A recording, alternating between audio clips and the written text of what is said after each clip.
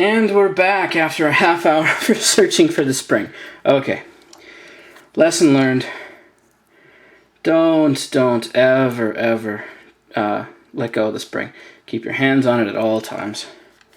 I'm just going to put it back in now. Finger on the spring. Don't lose the spring. Lesson learned. Once you have that back on there, life should be good. So I just reset that just to make sure that it's not pressing any buttons, so that when I do close it up, everything's fine. And then we're just going to do the reverse. I'm going to hold the spring, put the leg on, the other leg on, hold the spring,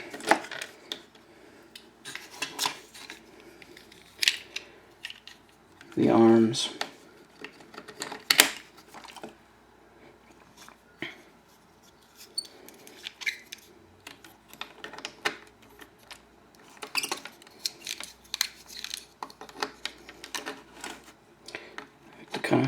just kind of wedge it in there, and once it's in, it's in. Just make sure that these black pieces stay in place. And once that's done, the last little bit, oh, there go the screws. Don't do that as well.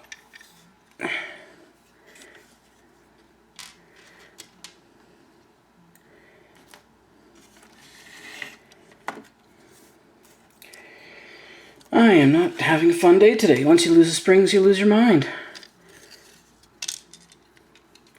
Get all those 5 screws aside here. Now this is the big thing that may be wrong with yours as well, is that this spring here might have lost its sprung. So what I did with mine is I bent it forward just a little bit like that. And what this does is it actually pushes the door open. So, that being said, let's just put the back plate on and get him all finished here.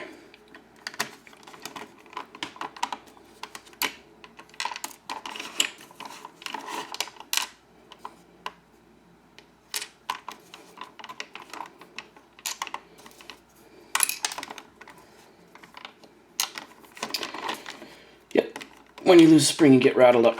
Okay. Let's tighten these guys up and show you what that does.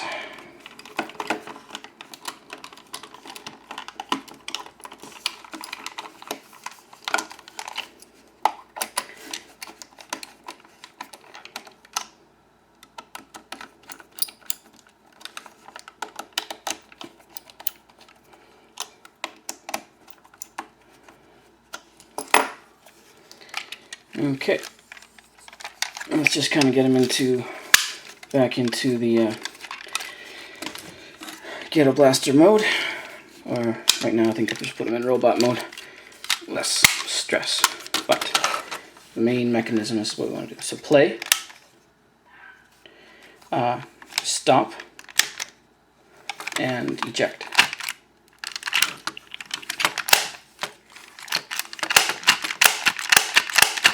And he's working. There's a note.